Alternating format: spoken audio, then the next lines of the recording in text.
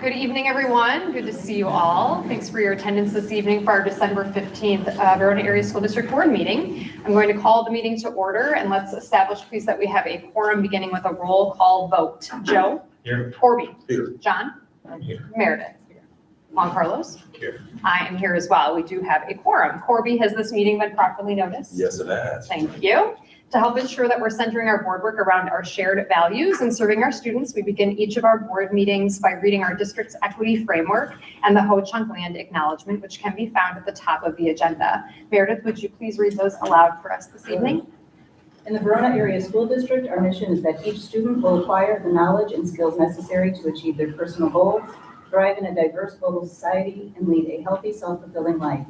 To meet this mission, the Verona Area School District will ensure that every individual has access to the educational, social, and emotional support they need to feel valued and affirmed in their unique identities and experiences.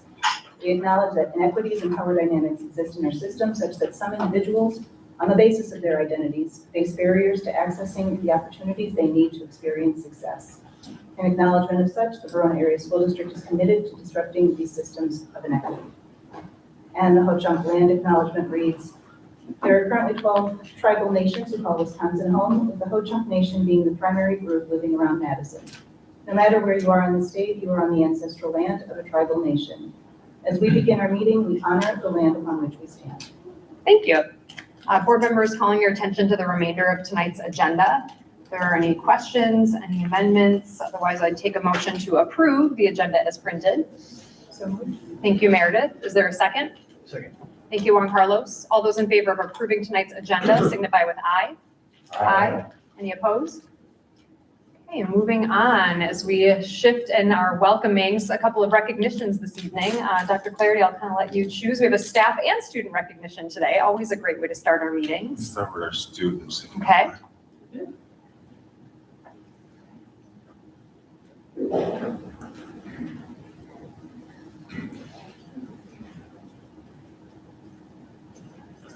Hey, welcome.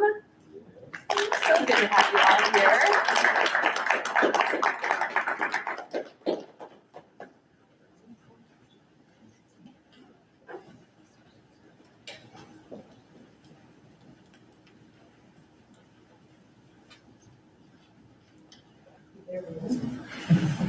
Hey, friendly.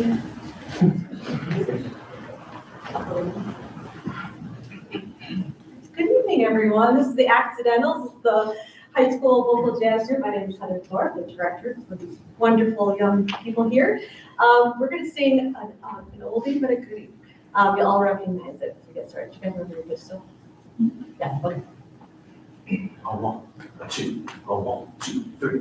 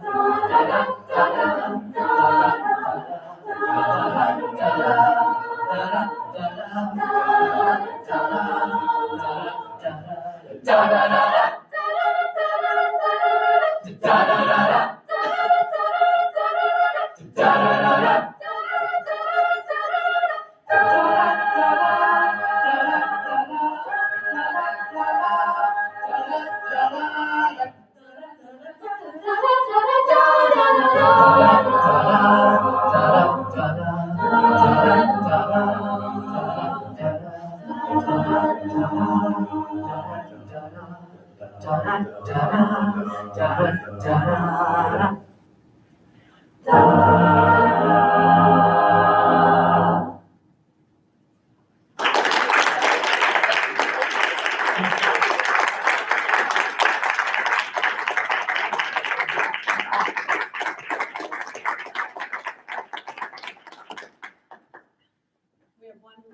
one short one to sing out with. What are we gonna do with boughs of holly? What are we gonna do? Boughs of holly, deck the halls with your boughs of holly. La la la la la la la la. 'Tis the season to be jolly. La la la la la la la la. Yes, we'll Don we now again apparel for la la. Draw the ancient Yuletide carol, la la la la la la la. See the blazing Yule before us, deck the halls with bells of holly, deck the halls with bells. The halls, deck the halls with boughs of holly. 'Tis the season to be jolly. Don't we now a gay herald, deck the halls with boughs of holly. 'Tis the season to be jolly. Don't we now a gay herald, deck the halls with boughs of holly. 'Tis the season to be jolly. Ba-la, ba-la, what are we gonna deck?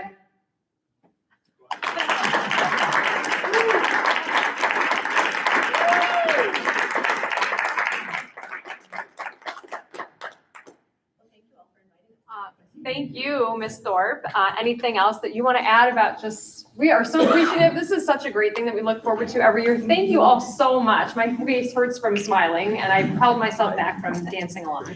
We're gonna give you, well, thank you all. As you can imagine, this is hours and hours of rehearsal and practice from all these students, starting from kindergarten on. So as we are moving forward in our journey, just remember that everything that these students are showing now as sophomores, juniors, and seniors, these are things that they learn at 4 years old, 5 years old in their music classes. I'm giving you all a sticker from our vocal jazz groups.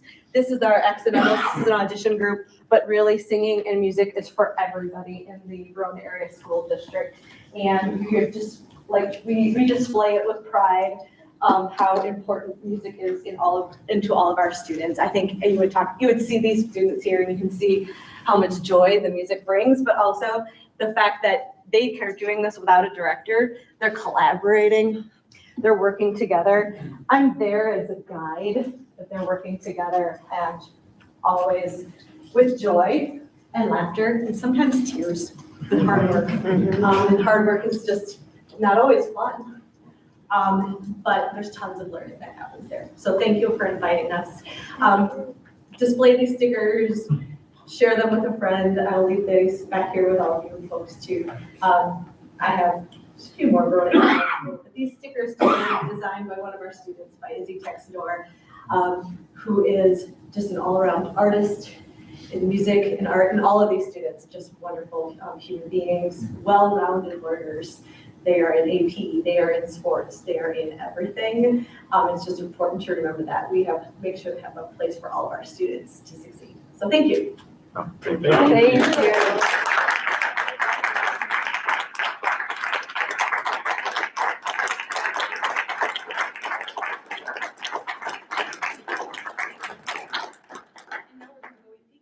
Yay, wonderful. Thank you so much. Thank you. Have a great winter break. Oh my God, that was so. I know. That was so great. What was the name of it again? I always call it Charlie Brown. I know, that's Peanut song, yeah. We needed Heather Thorpe to be just doing like the, yeah, straighter. All right, and we get another celebration, which is great. We have a staff recognition this evening as well. Absolutely. So it's my honor to graduate. So I want pizza with the kids. Yeah, right. Let's try this again. I want to say congratulations to Hannah Andrick, who's Cornell's charter school instructional coach. Actually, we just got to meet with Hannah and the team right before we came here and joined their school-based leadership team as they continue to dig in and do the great work on behalf of students. Thanks for welcoming us into your space, and kudos to your full SBLT. They're definitely making a change on behalf of the Cornell students. But we're here to recognize you for the winner of the Wisconsin Educational Association Member Benefits Outstanding Educator Award. Outstanding Educator Awards recognize Wisconsin public school employees who demonstrate exceptional service to their students and their communities. Only 10 of these awards are bestowed annually. The University of Wisconsin Athletics will recognize Hannah for her contributions to education at a UW athletic event. And we recognize her here tonight on behalf of the Verona Area School District and the Board of Education. Congratulations to you, Hannah. Congratulations.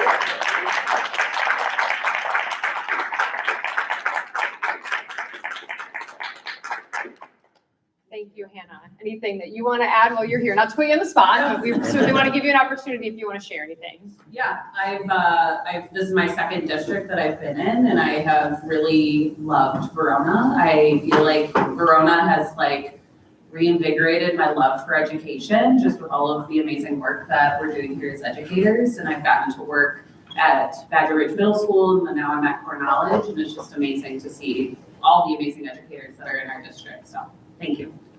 Thank you. Thank you. Congratulations.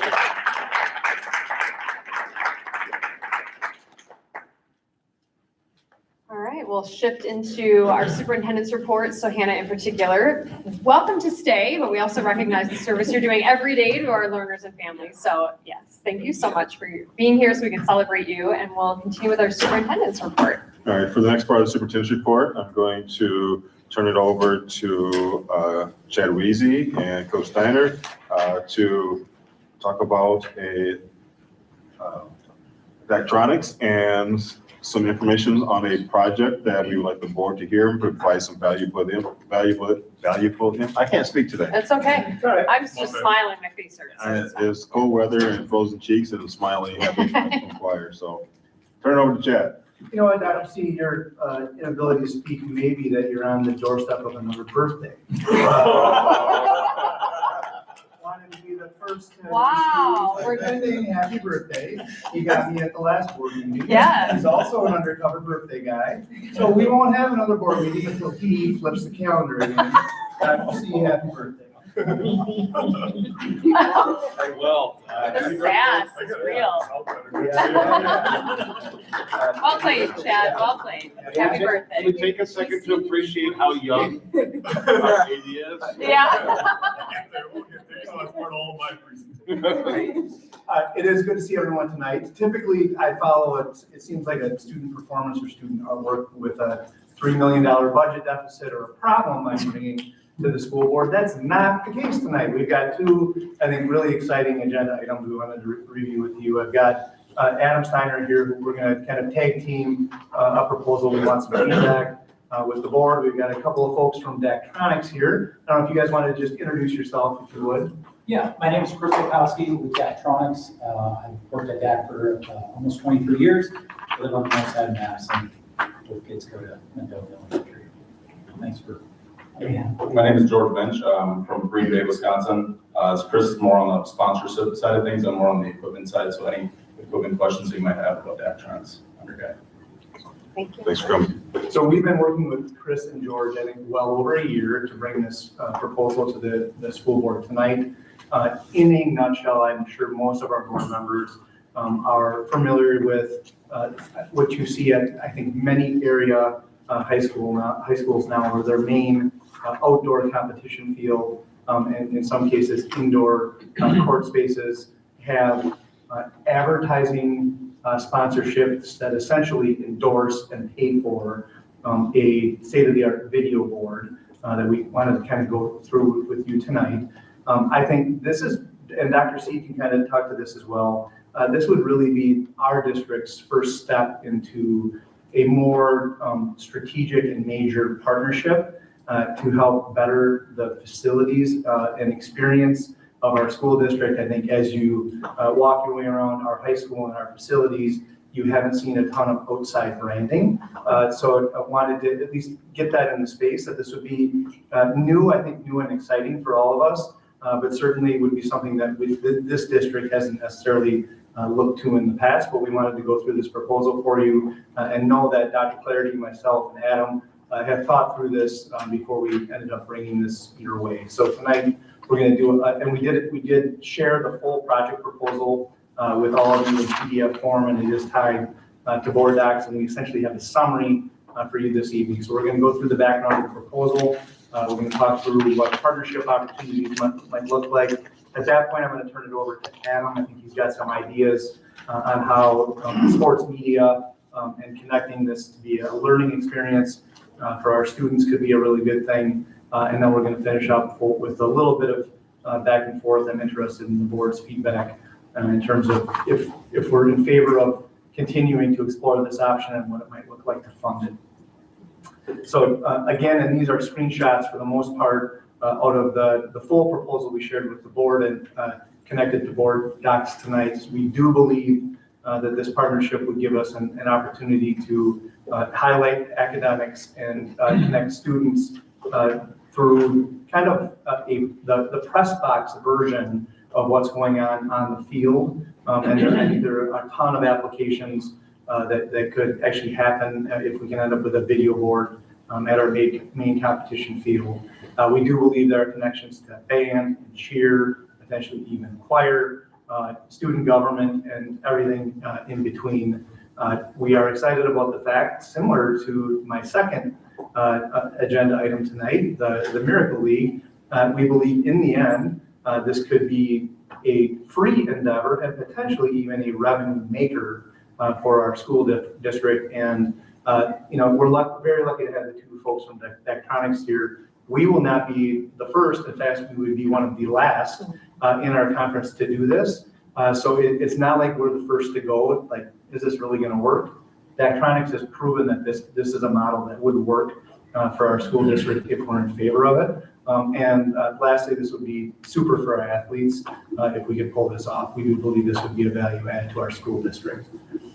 So in general, this would not have a taxpayer impact whatsoever. None of this, if we end up doing this, would be funded in the end by taxpayers. This would be funded by outside sponsors that are interested in what we're doing here in the Verona area school district. Once the scoreboard is paid for, this is the big idea. If we can land some bigger sponsors that would end up with some branding around a scoreboard, end up on commercials during the game, end up having, I think, a number of other things Adam would help facilitate through Daktronics to kind of show that they're in favor of what we're doing on the field and certainly in the classroom. In the end, once the scoreboard is paid for through landing these sponsorships, once that's done, then it's a revenue maker. And athletics in general, we try to keep fees down to make sure that there is access for all of our students. We aren't making money on athletics, and there aren't probably there isn't a high school in the nation that is.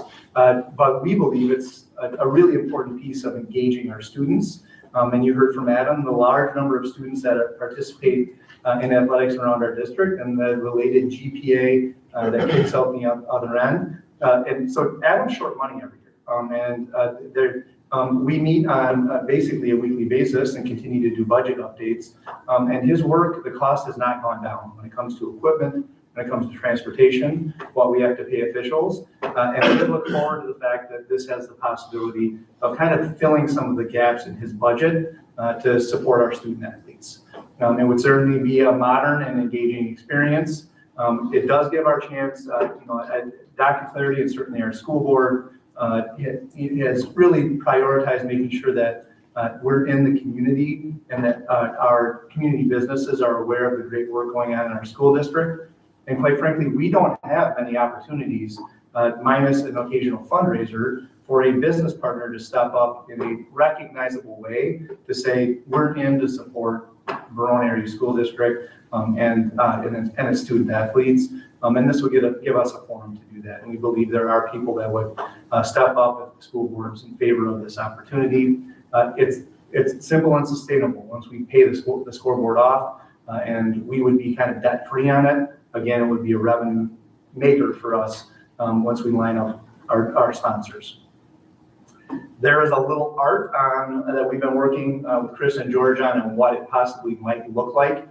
You can see that we've left kind of spots in there, what we would call an anchor and a platinum partner. So the model we have right now, and there's a couple different ways to spin this, but at least on this one, you'd have essentially 7 major sponsors that would step up. That platinum partner would be kind of our keystone or major sponsor, and then 6 other sponsors that would be nearly on the same tier. So that could have the name of an area of business that has agreed basically on a 5-year contract that if your name is on the scoreboard, here's what you're essentially donating or sponsoring to the school district every year to do that. And there will be different tiers in terms of advertisements and commercials that might happen during any of our contests that will go along with that sponsorship. So that's essentially what it would look like if it all comes together.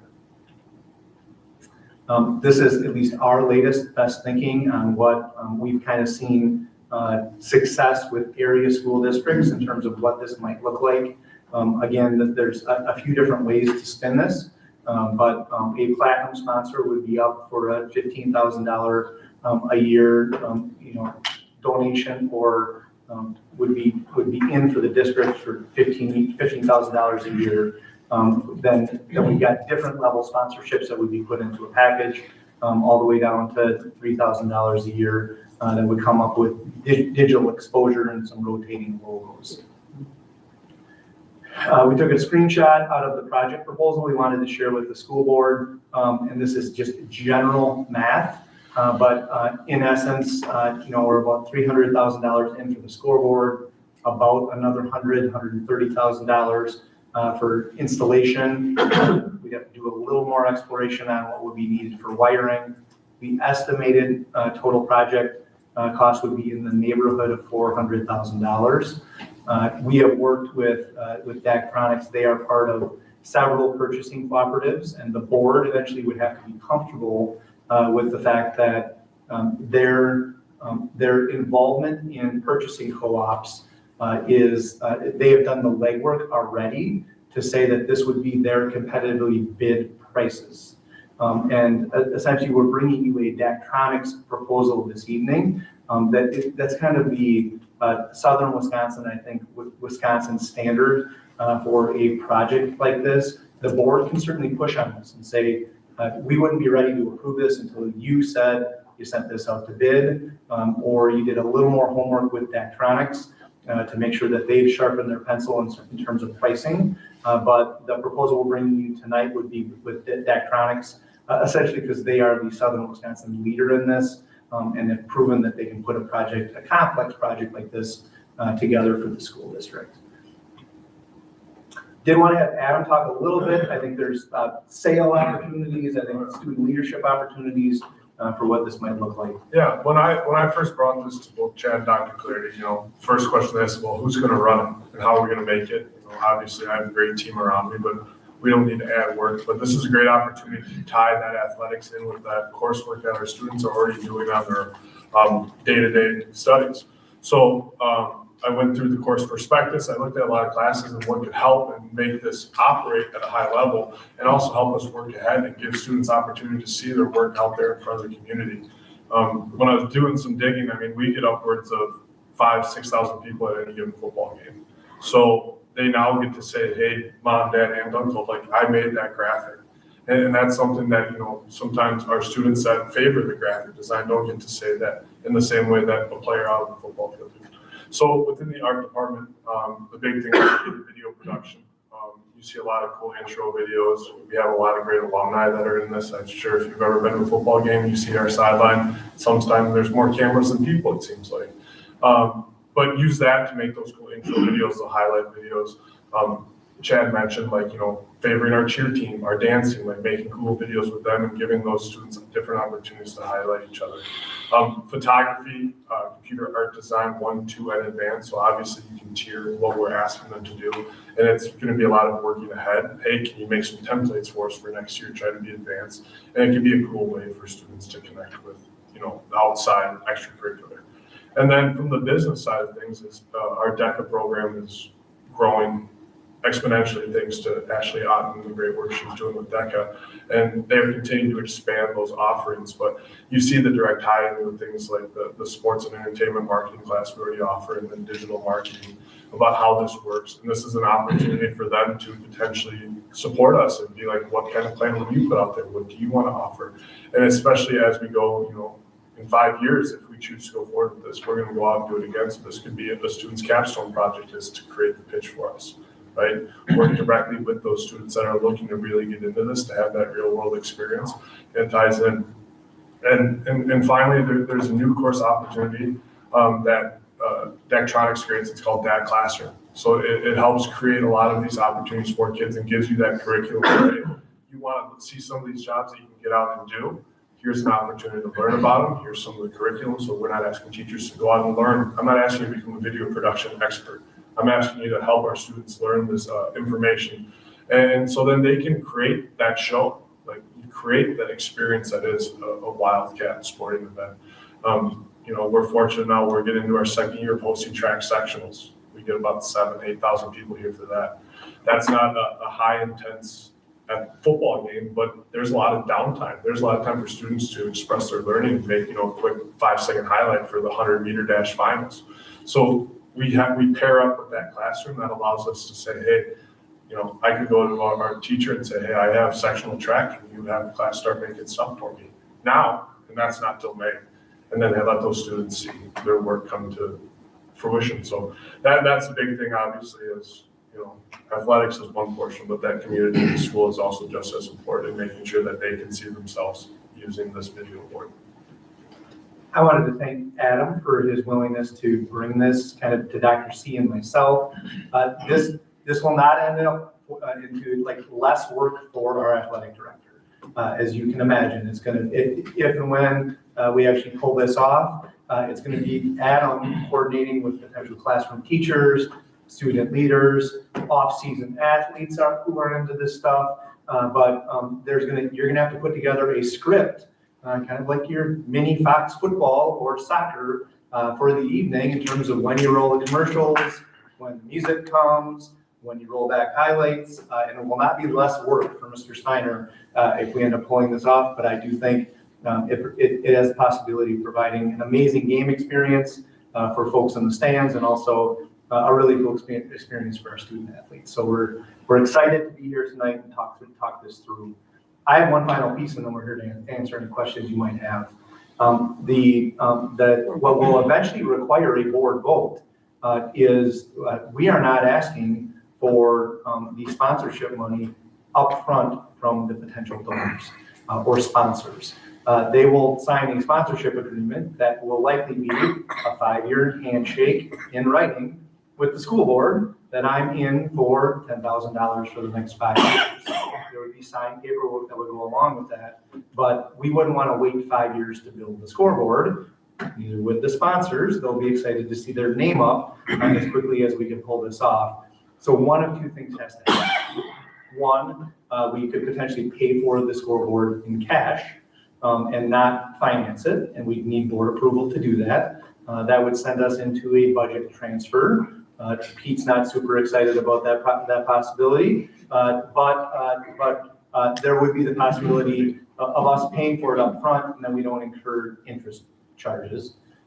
Two, Daktronics will work with us. Right now, it's about 5.5% to 6% on the money we would lease to them. We would build in essentially into those sponsorship payments that we would have enough to cover the lease on an annual basis. So essentially, we'd be working through a third party that Daktronics would hook us up with, that the annual sponsorship revenues would cover the lease costs and interest until we paid it off after 5 years.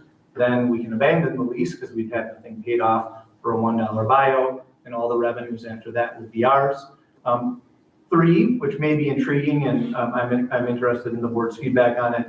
I think Pete and I could likely go to a few of our local banks, let them know that we're interested in heading in this direction. I think there's the possibility if we ended up with a local bank that actually wanted to be one of our sponsors, that potentially part of their sponsorship agreement with us would be a very low-cost lease that we might not end up having to front the cash, and maybe they can get us something that would be well below subprime, and we could negotiate something with them. So I think that's in play as well, but we were waiting tonight to get board feedback if there's even any appetite for this project.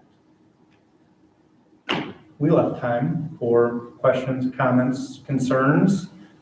Anything else that may have popped up this evening regarding this project? Jay, could you quickly, 2 weeks ago, we did a pretty dire straits operations side. Just make sure that our listening audience and anyone understands the difference between a capital project and the operations and how those budget lines are distinctly different. Sure.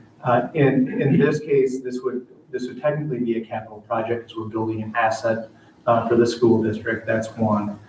Two, the proposal we're bringing you tonight is actually a revenue maker. So if we decided to head in this direction, that in the end, we would be providing a funding source that would give Adam a funding stream that would likely we could use for some deferred maintenance down the road. And I think if we can pull this off, I think there's indoor possibilities. I think there's competition soccer field and lacrosse field possibilities. But down the road, all of the very nice assets this community bought through the referendum will start to wear out. We're going to need tennis courts. We're going to need a new turf. We're going to need the track to be resurfaced. All things that are essentially in Adam's world to support our student athletes. And I think having something like this in our pocket that has the possibility of generating us some revenue, we would have the possibility of banking away some of that and saying, Mr. Steiner, you're saving up $80,000 for resurface of the tennis courts. That's due in 4 years. Build it into your budget. We need you to sock away $20,000 a year. So it's not, we're not dropping a problem on the school board's lap when one of those bigger items comes due. So I think it gives us some more flexibility. And if anything, Dr. C, I think in the end, it saves our taxpayers money. And that's part of the reason we're excited about it. Thank you. Can you speak to, and I think I know the answer to this because I think we've talked about it, but standards for advertising partners, like making sure it aligns with our district's values. Like we're not going to see Coors Light commercials playing on the timeouts of football games. I agree. I think part of what this will eventually, if the board says we're in on this, I know Dr. C has taken a look at that administrative rule over the last year, but Joe, I do think that will surface that administrative rule for us to make sure that we're comfortable with where we end up with sponsorships. But that is a piece of it. All sponsors would have to meet certain criteria outlined in our administrative rule, and we would have the ability to vet our way through that. Corbin. Maybe a question for Daktronics. Typically, how long does installation take? Yeah, it really depends on a project like this. I would guess something like a week. It's installing beams and foundation, making sure everything's right with the power. So I would say anywhere from a week to a couple of days for a project like this. And George, from the time we have a signed agreement, what's the typical timeline for putting together the plan, you getting materials and lining up vendors? Sure. I mean, Chris, you probably have a little more experience in that world. Yeah, typically, once the purchase is made, we have about an 8 to 10 week lead time. Everything's made back in Brookings, South Dakota, where Daktronics is headquartered at. That takes, again, typically 8 to 10 weeks before it's shipped. And then, as George said, typically once it's on site, it takes anywhere from a week to maybe just over, depending on making sure everything's set and ready to go. Typically, the beams, the concrete can all be done weeks, months ahead of time. Hanging it takes literally a couple days, and then any final kinks, connection issues, Daktronics tech would come out to site, do all the final termination. So I'd say give yourself a week for that. Thank you. Good question. Anything else? So I know you've kind of alluded to and you're here in the room, but I'm going to still kind of speak pretty candidly of kind of being a strong partner around the area. So in terms of consulting with other districts and how far along they are in this process, is it coming to fruition as we talk about, because I'm kind of curious, we're playing this game of not getting sponsors yet because we don't have it, but also relying on the fact that we're going to have at least 7 people say, I'm all in, because that's where the revenue comes from of, how does this go in other places? Is it really likely that we're going to have these strong partnerships of yes, and we're going to be able to follow this kind of trend of payback and revenue generation because we know there'll be people willing to take this partnership? I can speak to that a little bit. So like, if you just think in our conference alone, right, Middleton built the brand new video board 2 years ago now. And they were able to find all that funding relatively, a year span from when they announced they were going to do it to getting it. The MMSD just upgraded both of their fields. So, and they did that through They're on round 2. what Chad mentioned with, they keep reselling those ads, you build the money now, you don't have to do at least the second time around. So that's kind of like what Chad alluded to, like we have all these great athletic facilities and I want all of our student athletes to see themselves. So some part of that plan for me would be how can we fund an indoor, how can we fund one over at our other turf field to make sure that our student athletes all have the same opportunity. And then Sun Prairie with their new stadium, they got a new video board over there. So you see it a lot. Mount Morton, for example, right down the road here, they just bought, I believe, a used one, right? They had a generous donor that purchased that with the intention of still going out and selling sponsorships after the fact, but that was all purchased through. So we're in the area that, and I mean, we're fortunate that we even have like the Verona Ice Arena right down the road that did their big campaign not too long ago now. And we have a great partnership with Joel Marshall and Verona Ice Arena. And there's a lot of those sponsors that are eager to find ways to be represented in this area, especially the way we're growing. So we're seeing great success with it all around the conference in Dane County. And it's a little bit of a chicken or the egg exercise, and the board would have to be comfortable with how we end up with the contract with Daktronics. It's certainly, one approach would be, we're in, Chad, figure out a way to fund it, or we'll pay cash for it, now go get the sponsors. Another version of that would be, we sign a contract with Daktronics, they partner with us on the marketing campaign, and we tell them, we're not actually gonna have you make this purchase until we're halfway home, or we're all the way home with sponsorship agreements to move ahead with the project. But we wanted to come to you tonight just to get your feedback on if we need to continue the conversation with Daktronics to bring back a formal proposal that you can vote on. I have one more question. I know every community is different, but is there an average time or lead time to fill out those sponsorships typically? Yeah, there's a couple ways to do it. But I would say it could take 3 days, it could take 3 months, depending on the strategy. So there's been schools where we have done our best to put out the word to the community, whether it's through the local chamber of commerce or invites, bring them into a performing arts center and do one big presentation. Or we've done it where, again, Chad's got his list of people that he knows and people he wants to approach, and we individually go and meet with each of those businesses. Again, just the timing of when we're setting those meetings and how long they take to make those decisions. But typically, what we've seen it is we're asking for the blessing to go out and pursue and get those agreements.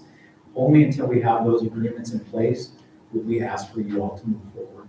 So that's typically the approach.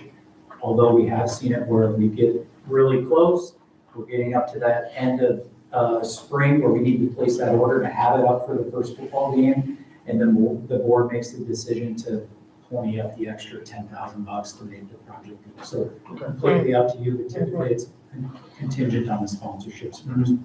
Could take 3 days to 3 months. Got it, thank you. Yep. So like while our current scoreboard, the light bright basically is the, envy of the conference. I am. Are you speaking with sarcasm? Yes. Just putting that out there. I feel like it's been a while since I've been out in the bleachers on a regular basis, but this will be very welcome for anybody who comes to our stadium. This is really fantastic. And Coach, I think this is great. I think this is like really capitalizing on the community support that we have. I think we have an amazing community that really shows up for our students in all areas, but this helps, I think, spread this to some different areas, like you said, that don't necessarily get the recognition or the visibility, and really gives some great opportunities for some behind the scenes work. So I love this. I'm thrilled. I don't like our old scoreboard anyway, but I love what you have put together and how it really plugs into a lot of the values that we have for our kids. And I think it's fantastic. So thank you.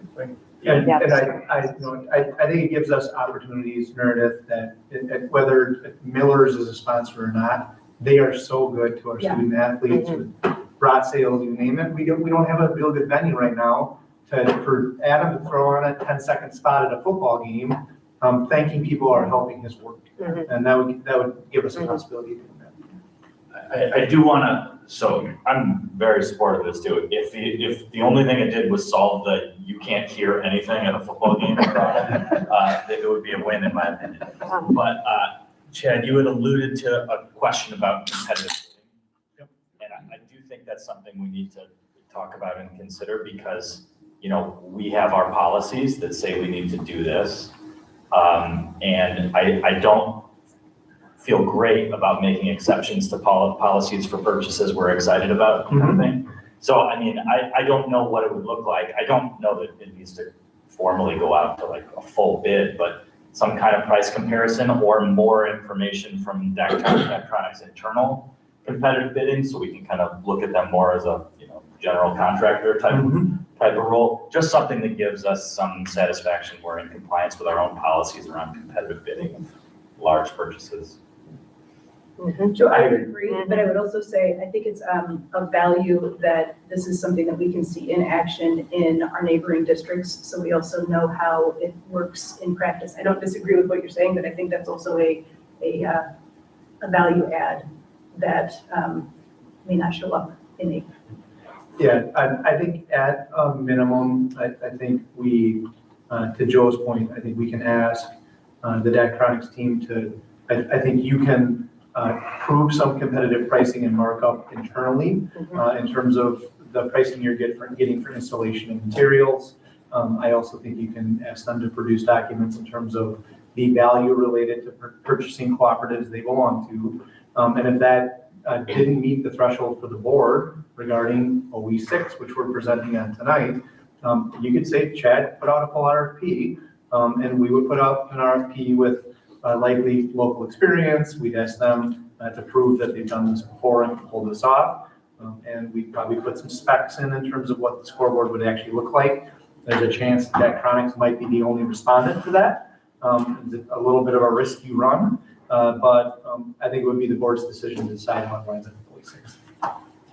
Thanks for that, Joe. I'm going to stay a little pragmatic still as well, even though I'm super thrilled about the student connection piece that you were talking about course connections. I'm also sort of curious, have you had like off the cuff conversations with any of the instructors already with those classes to just gauge interest? Because again, right, that's a partnership that we're sort of making assumptions about. So I'm a little curious about that. Yeah, I talk with Ashley Otten every now and then, just because I'm activities director as well, not just athletics. So she's eager and she wants that real world experience. Nothing this practical, just because I think mainly from the fact that we're so early in the stages. Like we wanted to do a lot of the legwork before, but I also don't need people going out and, you know, telling their students, hey, we're going to start this too early. And I think one of the things that I pride myself on is like I try to build relationships with the staff. I try to be out in the halls. I try to go talk to them so they don't see me as someone that's asking them for favors all the time. Like I try to help them as well. So when I come to them with things like this, it's not a, hey, I need you to do this. It's a, hey, what can I do to help make this happen? And leverage some of those relationships I've built through my years in the district now. I mean, I know it's not forever, it's 7 years, but you know, some of these teachers, you know, went to school with, it feels like. So use those relationships to help. And it's also just like what I hear from other outside schools, like, you know, I think of Madison West, who has a student that runs it and, you know, not an athlete, but literally lives and dies for this. He is at every single athletic event running their video board because it's what he prides himself in. So it's finding that one student that's looking for that experience that, you know, we talk about all the time. You know, we have a lot of things that hit the majority. What are we going to do to hit those little minority students that are just looking for something to do? I love that part of it. I have one last finance question. So on slide 16, the piece that's missing is like ongoing maintenance, repairs, I mean, right? We've just kind of made this assumption, 5 years and we make all the money. But like, what is the longevity of something like this, just from an ongoing, keep it going perspective? Yeah, our products and our parts are guaranteed for 10 years. We typically see a system like this last anywhere from 10 to 15 years before there's any replacement. The one thing after 5 years that more than likely we'll need to look at updating or upgrading is the actual like computer piece, like your laptop. You know, that's something that typically after 5 years does need to be updated. But outside of that, warranty is included. We have a 5-year parts warranty. You can do extended warranties if you want it. But again, from Wanakee to the Madison schools to Mount Laurel, we'd love to give you those references to see any questions like that too. Great. Yeah, I think that'd be helpful as we get to a point of kind of final proposals and crunching all the numbers to just have a sense of truly the longevity piece financially. Perfect. But yeah, I think it sounds like we're all fairly thumbs up on continue doing the doing with the prompts. I think, Joe, I appreciate what you elevated. Awesome. So I've got, I think in general takeaways, we'll get back with DAC and start to kind of glean this proposal, I think, a little bit more after the feedback we heard. Certainly heard from our board treasurer and saw some nods. We're interested in the board getting an update on basically how we can prove that we're receiving competitive pricing, either working with DAC or through an RFP. I think the next time you may see us would be those tidbits of information, followed up with a potential board vote if we're feeling like we're comfortable with the direction it's heading. Dr. Steve. Jed, and I know we've gone over this in some of our meetings with this, but for the board's sake as well, can we backwards map as if we were trying to have this board ready to go fall of next year, like whatever the first event is, whether it's whatever the first event audit is on that field, backwards mapping from that date, what would a timeline look like in terms of decision making and things that. Yeah, so it sounds like 10 weeks after we've got the sponsorships lined up. So let's say that's 3 months. I think that puts us at June, wanting to have the sponsorships done. So I would say conservatively to have this, and you guys can correct me, to have this ready in the fall, I would say by early spring, we need the board to have voted on a proposal that they're comfortable with. That gives us 2 or 3 months to either hold an open house or start to shake hands on sponsorship agreements. Once those are lined up, we would come back, give the board an update. Good news, we've found the, whatever it is, 10 or 11 folks to sign the full contract with DAC, and then give them, I think, safely 3 months. It sounds like once you guys have the PO in hand. That May timeframe would be ideal. Yeah, once we get into June, July, it starts to get pretty crunch time come that first event in August. So. Good. So I think you should hear from us in the next 6 weeks to 2 months with a refined proposal that you put out. And that would include the possible funding pathways, potentially with greater detail. It will. Great. Okay, thank you. Thanks to the Daxtronics team. Super appreciative to have you here. Thanks, Adam. Glad to be back. So quickly. I can't wait for you, Chad, call me on Wednesday. Right? Done for a little bit. It's good to see you. We're just gonna keep Chad at that seat though, I think, as we move on through our agenda. So if we have a video board at the football field, can we put birthdays on it? Oh, yeah. I think mandatory. Or certainly. Only December, late November, December. Perfect. All right. Thank you. Thank you. Thank you, guys. Appreciate it. Thanks, Al. I'm going to bring up Nate, Kevin, and Bill for our presentation regarding another exciting proposal.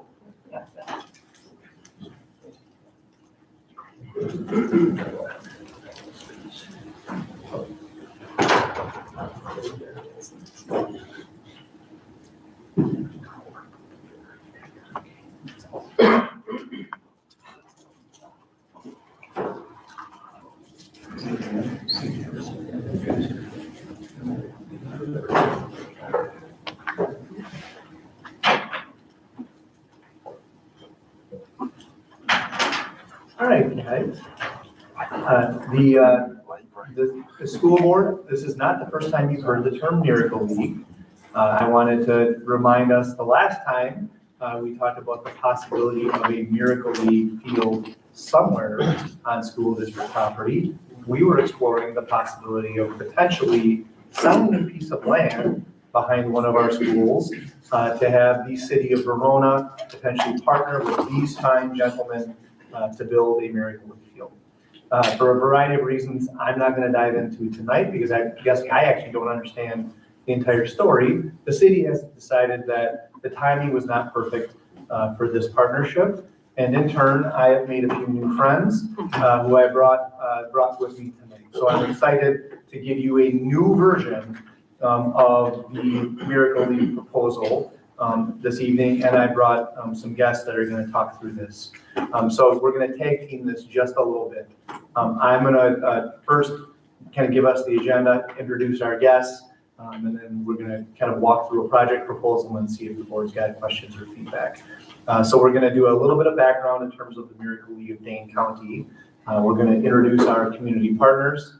We're going to talk through a site viability study. We do have a few other guests with us this evening. John, do you want to take the honors to let us know who else is with us tonight? John Gerald, member of the Madison West Middleton Rotary and a big supporter of this, ex-baseball player.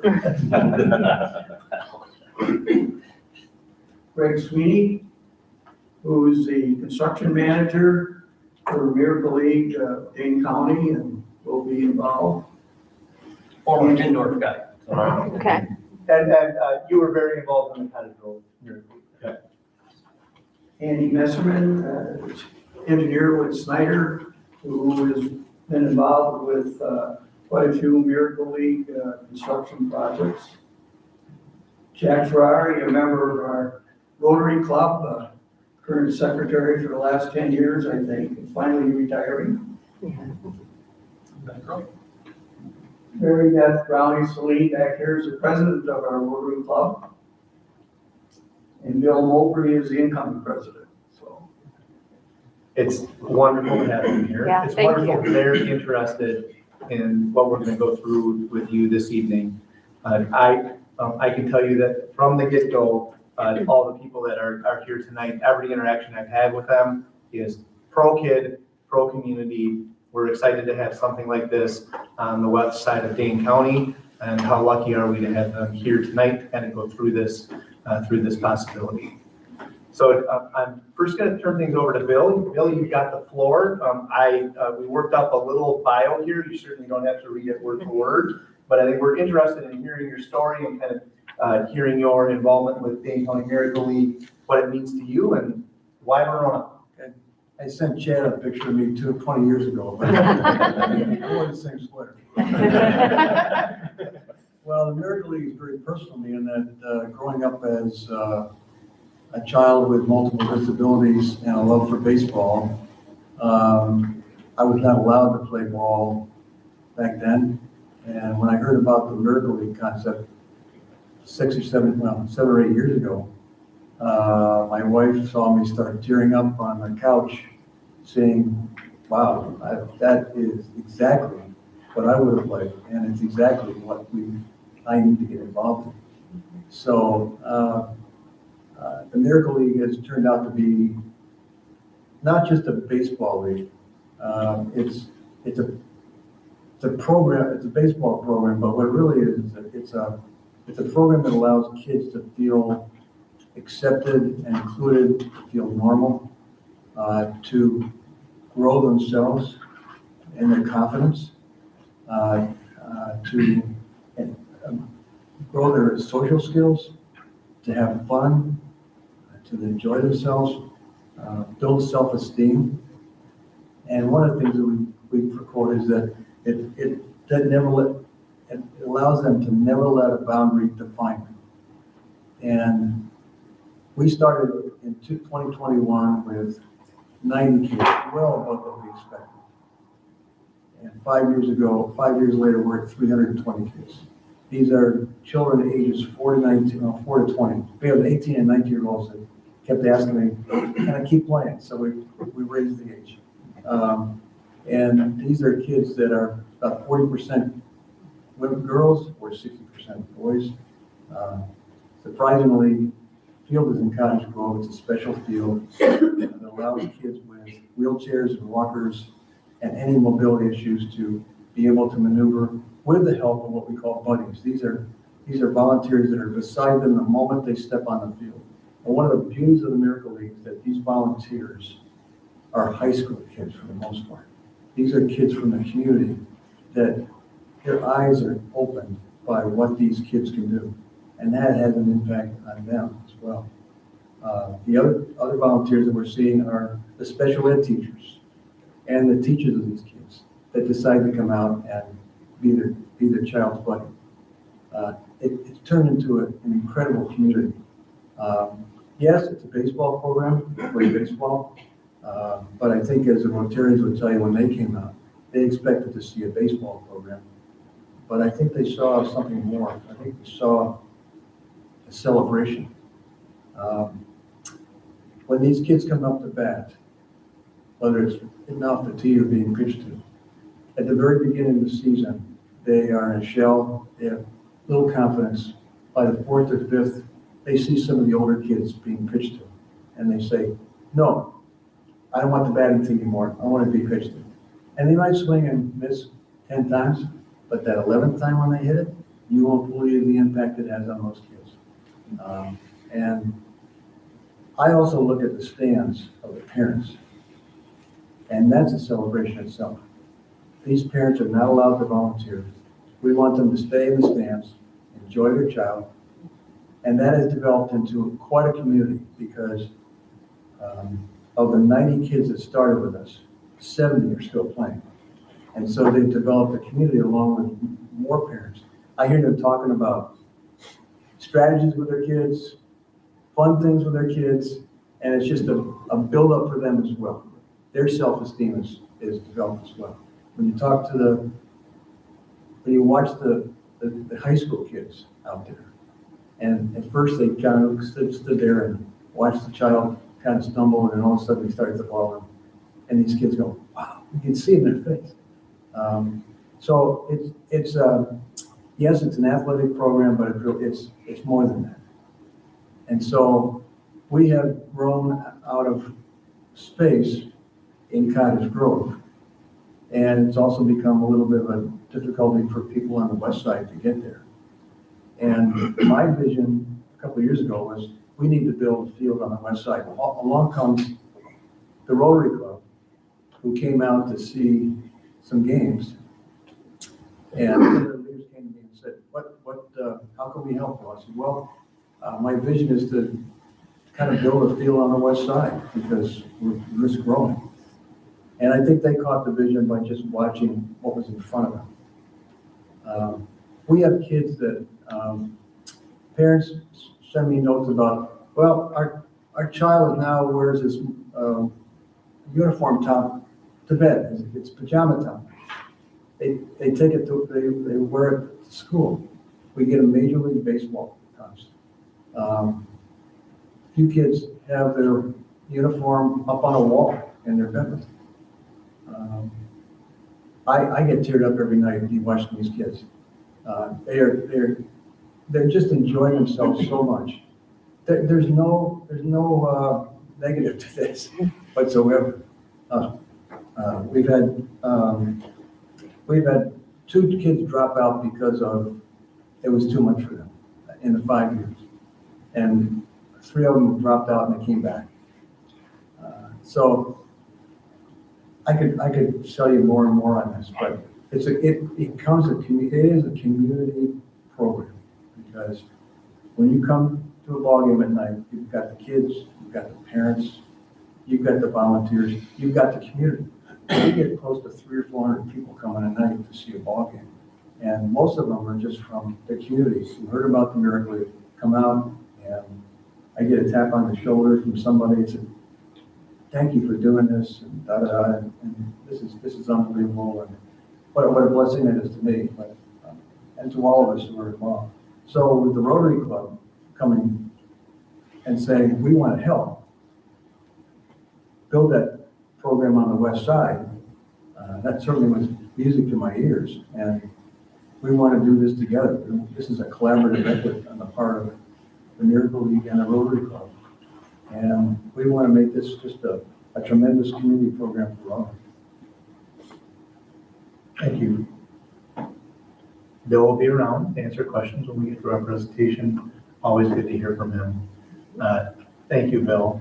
Next, we have Kevin. This is a true, I think, kind of triangular partnership here. School district, Miracle League, and there are Miracle League fields all over the nation. This is Miracle League of Dane County. But the third leg of the triangle, if we can really pull this off, is actually Kevin and his group from Madison West Middleton Rotary Club. So we're excited to have you here, Kevin, and kind of talk about your work with the Rotary.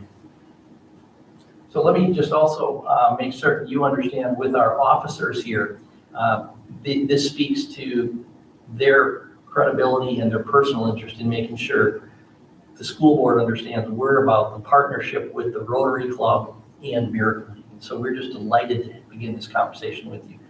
I also, Superintendent, want to personally thank you for the team you provided us. We have had exceptional experience working with Chad and figuring out how to get this in front of you tonight. So thanks again for the commitment that the school board has made to us in the school district.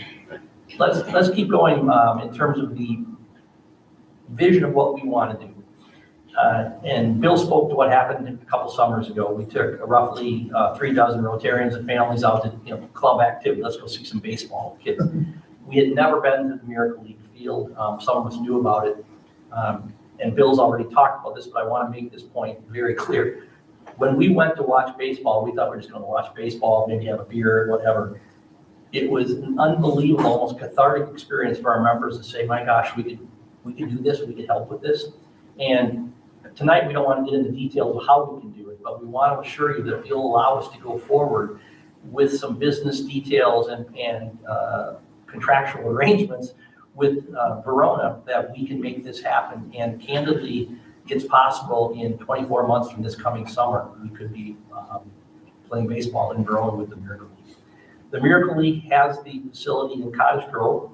You may also have read there's one being built in the Sun Prairie area. And so to be candid, if you step back and look at just geography of Dane County, a third location in Verona is perfect because not all disabled boys and girls live in Verona. They live in Mount Horeb. They live south of us. And so what we're trying to do is to give you a sense that by maybe just luck, the city of Verona site is perfect for the growth that the Miracle League needs and frankly can facilitate. Well, thank you, Kevin.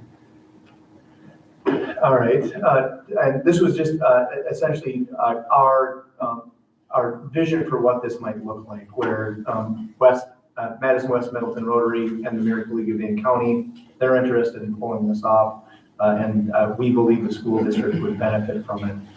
What I'm going to go through next starts to tie into why we've got Mr. Bruner here.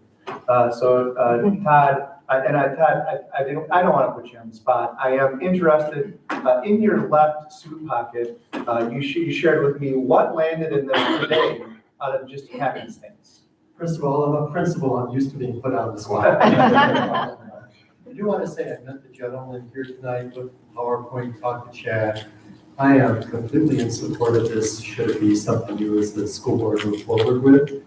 I was sharing with the gentleman, so we have a student council and they have surveyed kids, what's going well at Sugar Creek, what's not. And just last week, I was reviewing some of the feedback from kids in our school. Some of the things they want are, please give us playgrounds with ramps. We need more options for children with disabilities. I think we should put rubber on the ground on the playground. Please fix the circle swing. Okay, I'll get that. We should add more things to play with at recess for all kids. We should add a ramp to the stairs for kids in wheelchairs. So what they're proposing are things that kids themselves see that we need in our school and our school district. And from my understanding, during the daytime, this field may very well be open to children in our district. As you know, about 5 of our 9 schools are within walking distance of where this field will be. From Century, VIS, Sugar Creek, Cornell and Badger Ridge. This is an incredible opportunity for half the kids in this district. Thank you. Thanks, Todd. It's great. Thank you for being here. I know you had a busy day. Certainly didn't. Todd offered to be here, and it's great to have him. We shared, in similar way to the Daktronics proposal, a full site assessment that I actually encourage Miracle League, John and Kevin to go through, and I did some screenshots out of that this evening, and that's why Andy's here. So the reason our worlds kind of came together, we had Andy review our school district in terms of available land in the city of Verona, and I asked him to essentially do a fit study on the site that his firm, and you guys built the firm in Cottage Grove, felt would be the most ideal when it came to a certain set of criteria. And we thought that actually having a third party, not Chad, not John and Kevin, come to the school board to say, here's why we actually think this site is the most viable, was very important, instead of trying to shoehorn it in another place. And that's where we ended up. So that the full site assessment, we're not going to go through tonight. It's a very, very well done document. We commended Andy on the work he did to kind of prove to us where the best spot on school district property was. And we essentially explored the site we talked about before, behind Country View. If you can kind of picture the bus turnaround at New Century, we've got the empty practice field there. It turns out it's in a low-lying area and not ideal when it came to stormwater. And then we explored the third, what ended up being site number 2 on the site analysis, and that was the spot up. And we're going to go through some maps this evening in terms of where we ended up. So that was Andy's work. Andy had to explore where we could fit either a 125 or 150 foot field. This will be a fully enclosed field that we would end up having keys to potentially use during the day, and then kind of work through what a Miracle League site would look like on school district property. We shared the picture of how it ended up in Cottage Grove, and it's gorgeous. This would be an amazing asset if we can put this together. The next slide, site 1, 2, and 3, were the 3 places we had Andy's team explore in terms of viability for a Miracle League field on school district property. In a nutshell, we ran into primarily parking and enough land behind Country View, and we do believe there's the possibility of pulling that off there, but it was not the ideal site in our mind. Knowing now that we were in a spot that the city of Verona purchasing a property was no longer in the mix. And as a reminder, we had explored selling those softball fields. And that was really the only reason we were trying to kind of wedge in a Miracle League field behind Country View, but we were transparent about the fact that we knew we'd bump into parking. So Andy's work, and he's certainly here and available to answer questions, in the end determined that, and I heard Todd say this, this is really underutilized acreage to the west of Sugar Creek Elementary right now, and would be a really great fit. And if you guys can kind of picture it, there's an open field that I think used to have, there's still a former little backstop there for a throws area for track practice.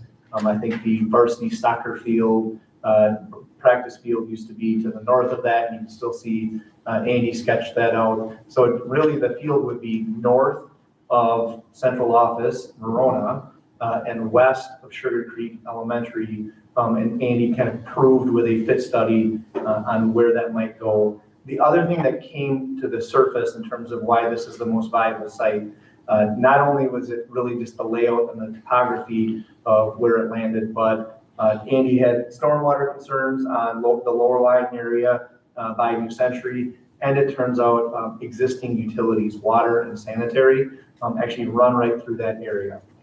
So down the road, if we, and phase 1, we likely would not do this, but down the road, a concession stand and restrooms may be kind of the next level work.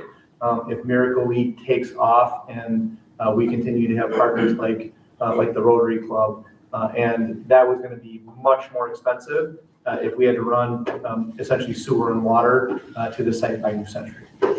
So that is where we ended up with our project proposal in terms of where we put it.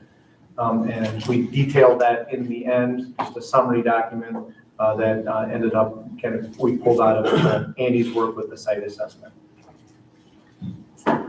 We have Nate here, so this is slightly complicated stuff. I'm excited for us to have the possibility of doing it, but in the end, we would be doing likely a $1 land lease and some type of unique agreement with the funders, the Rotary Club, the Miracle League of Dane County having for sure after hours access to do their programming. That would include folks from our community being able to participate and watch it. But in the end, a shared use agreement that would also mean all of the schools on the core campus in Verona would have the possibility of using that field during the school day, and when Miracle League of Dane County would be using it for some of their league games. And it gets a little complicated. So we pulled Nate in. Nate's had a chance to meet these fine folks a couple of times. And we're going to turn this portion over to Mr. Nate to kind of talk us through what this might look like. Yeah, so like Chad said, that this proposal will require some legal work. But in working with the Miracle League and their council, they've been like really transparent in terms of how these agreements have been set up with the Village of Cottage Grove and even other school districts. And in providing like some of those draft agreements or some of those executed agreements to me, I've been able to kind of pick out some unique circumstances and clauses that I'd like to discuss with the board in closed session at a future date. For example, the lease agreement with the Village of Cottage Grove, they have it set up as a 10-year long lease. But if something happens and the lease has to end, the village actually has the option to decide whether they want to keep all of those hundreds of thousands of dollars or even north of that, all of those improvements, or if they want to have the Miracle League essentially return it to the status that it was before. So that's just like one example of like some of these kind of unique decision points that I think we're going to run into in this land use agreement, which would probably be a long-term lease. And more clauses like that are, I think, especially because we haven't actually started negotiating with the Miracle League yet, or why I think we should talk about this in closed session. And the board should give me and Chad some negotiating parameters to actually start negotiating this agreement more specifically. And I guess one more thing while I'm up here, and it's kind of like a parliamentary thing. There is something on their agenda today that asks you guys to vote on this proposal. Don't worry, I'm not asking you all to vote on an agreement you haven't read, it hasn't been written yet, that wouldn't make any sense. But what I would actually ask the board to do is to decide whether they want to move forward with some sort of vote that would actually express some sort of confidence in this agreement moving forward. Even if it's directing district administration to bring a draft contract and bring some of these key decision points to a closed session in the future, I think having that vote on the minutes could be really important for our community and maybe potentially some of the donors and some of our partners here to show that we're serious and moving forward with this. And Nate, I've certainly heard from John and Kevin that a board vote of confidence and essentially direction. You guys get to work on the contract. We're excited about this and would be ready to go once we can come up with terms of the contract. Would be a key piece for these fine folks to start to shake some hands with folks who would be interested in writing a check to support this work.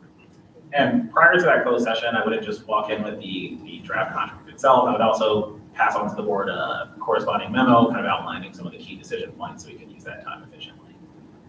So it's up to the board today with whether they want to actually vote to direct administration to set some sort of timeline for this, or if they decide if the board decides not to vote today, we'll kind of default to our typical procedures in which board leadership will decide, but we actually take action on this. So let me just also, in full disclosure, sort of lay out where we're at as the Rotary Club. And that's why it was important for our officers to be here. Rotary is, I don't want to go into the marketing of Rotary for you, but Rotary is as you well know, a internationally recognized service club that has done just incredible work around the world, and certainly here in Dane County, certainly here in Verona. The Rotary Clubs, our interest is very simple. What we want to do is that we have the relationships, we believe we have the capital capacity through fundraising to generate, we're saying 3 million is the internal number. My instinct, it'll be 4 million by the time we finish up all of our work. We want to bring to your community, and frankly, Sugar Creek, what we will think will be the third best Miracle League field in Dane County. We have one obviously in Cottage Grove, we're going to have one in Sun Prairie, we want this to be third. We think based on the calendar that we're looking at today, 24 months from now, 2 summers from now is doable. We also, happy to tell you that I received a notice today from someone in Verona you might know. She sent a check, personal check for $10,000 to get this going. We don't even have a structure yet for this. We're deeply confident that we can exceed the 3 million. We're 100% confident that you will find our Rotary Club, Miracle League, and our 2 organizations, the best partners you got in municipal government. We're very seasoned in terms of understanding politics and what you're dealing with. We also want to simply get that field built quickly so children in Verona that were disabled, their families can experience joy. That is our simple goal. The price tag of 3 million may go to 4 million, may go to 3.5, who knows? But the quicker we have commitments from the school district, we're moving forward with the expectation we can be partners. And so sizing this and then just the work that Greg and the leaders do to do the actual building, that takes a little bit of time, and we need a runway to be able to do that.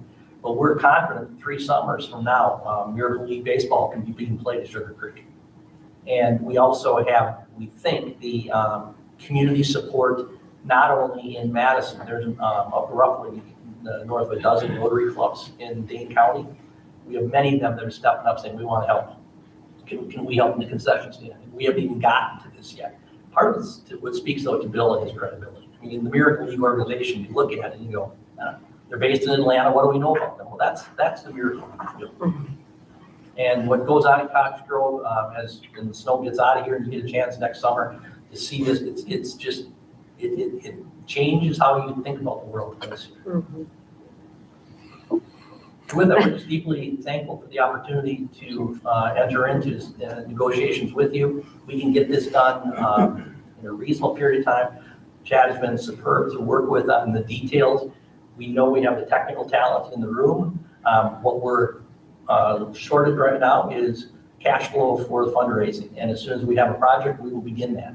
Frankly, we've already begun. But it's a big deal. It'll be done in a manner consistent with what the school district would want us to be as a business partner. It's a project I'm excited about to go out and fundraise. Questions or feedback from our school board? I'm thrilled that I got to read the equity statement tonight because I think this captures everything that we as a district say we stand for. And now you've given us the gift of an opportunity to prove our commitment to all of our students in our community. I think looking at board service over 10 years, there's some things that you can point to and say, I changed the trajectory. This feels like an opportunity to change the trajectory of our community. I really feel like you're giving us the gift of an opportunity. That's really well said. I find myself trying to think of it again of like, what ought I to be doing as a board member, putting that hat on of asking really serious questions. And I just feel like, exactly like you said, it feels like a gift has landed on us. I mean, with the strong partnership, all of you being here, I think even speaks to the commitment. I'm so appreciative that just your presence here really shows us that, yes, we'll knock out details of a contract to just ensure T's are crossed, I's are dotted. Thank you, Nate. It just sounds so exciting to just see where the next steps can go with this. I'm very excited about it. I think this could end up being a really great thing for the community, for the district. As a board member, I gotta be honest, I'm a little confused what it is I'm being asked to vote on.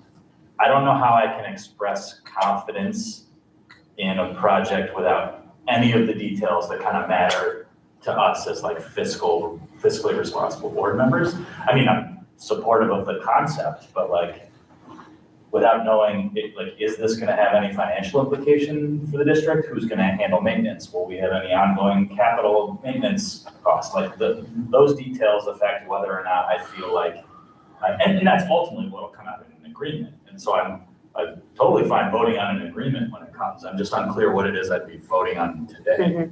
Yeah, to be clear, yeah, not asking him to vote on an agreement today, but we do have something on the agenda in which the board could put forward a motion. And if I were to recommend a motion, it would be for the board to direct administration to bring a draft agreement back to them, as well as some of the key decision points. So then we would have something on the minutes and something on the record of this process kind of moving along. But again, like that vote is totally up to the board, optional, and not asking people to enter into an agreement before it's drafted. So we just had an agenda item before this, that's essentially the same thing. It's a project that we're interested in, but we didn't have a vote like that with that project. Why are we on this one? I think that's where my disconnect is. Honestly, having it on the record and having it on the minutes, I think would be helpful to our partners in terms of showing people that, that the board is progressing this along, even if it's not necessarily like an assurance that's for sure gonna happen, but that there is progress. So a vote saying like we're supportive of more or less advancing this to the next step is useful in, whatever capital campaigns happening? Correct. Oh, very much so. My understanding is that we are, as a board, also saying that we approve of this land being utilized for this purpose. It's school property, and are we comfortable allowing this property to be transformed in a way that fits the needs of Miracle League? And I think that would be something that I would be obviously very much in favor of. I think that's a perfect location. It's been underutilized, especially since the high school and all the practice fields have been built. That kind of is an area that historically hasn't seen the use that it could for the location that it's at. Is that? No, sorry, that's not what the administration is asking for just yet. Okay. And I think like in terms of like how, like the land that would actually be used, I think that's something that should be hashed out in the agreement, and specifically that. The vote today would just be to direct us to bring this back to you with more details, the actual contract, so we can actually get into the weeds of like, okay, where are we going to cut off the land use here, and what will it look like during the day? And after school. Right, what are the financial obligations? After school, and maybe there's not a Miracle League event, what kind of discretion do we have to use that land? And what type of training do we put in place for staff so they don't damage the hundreds of thousands of dollars of equipment that's going to be used there? So today, we're not asking you to vote on any of that just yet. We're really just push this along to the very next one. Yeah. Did you have something else, Joe? Yeah, but it's on completely different questions. So I think I just want to speak to that as well, as having been on that side, having been a Rotarian at one point, trying to get projects through. I can entirely appreciate the desire for something this large to have assurances that, we're also wanting to move forward, even if it's just like a voice vote that like we're doing that, particularly given the increasingly fickle nature of politics. I just want to also voice my support for this. I think this is wonderful. Also, having been a baseball player at one point. And I think that this, particularly this site having been thought out and proposed the way it is something that I can definitely get behind. I think there are obvious questions about land use and then fiscal responsibility and risk and insurance and whatever, but I'm comfortable directing Edmund to like proceed with this sort of project. I think that this could be a really cool thing. And I would hope that the city of Verona would reconsider. We certainly need an accessible playground somewhere around here. My question is, I agree with everything that's said about that the land we're talking about is very, very underutilized, and this would be a good use for it. It is utilized some. So have we already started talking with the community groups that do use that space about what maybe some alternative space they could have? Yeah, so at a minimum, I've run this by Janine, who you've had a chance to meet, award-winning Janine, who takes care of our facility rentals, kind of ran through what we see after hours at Sugar Creek. And really it would be finding new empty green space around the district. We have an underutilized baseball field to the north and to the east of Mr. Bruner's lot. We have a whole bunch of green space here that there are times that it's underutilized. So we feel like that is a hurdle that we could get past. And I think it would be a layer of something we'd have to work through as we starting to draft the agreement here. Yeah, I know from my experience that the youth football group Yes, they do. uses that space quite a bit, but there's lots of other, you can play football on any patch of grass. Yep. And that isn't necessarily one of the fields that is always lined and used for kind of their typical practices, just kind of spillover space, has been what I've seen.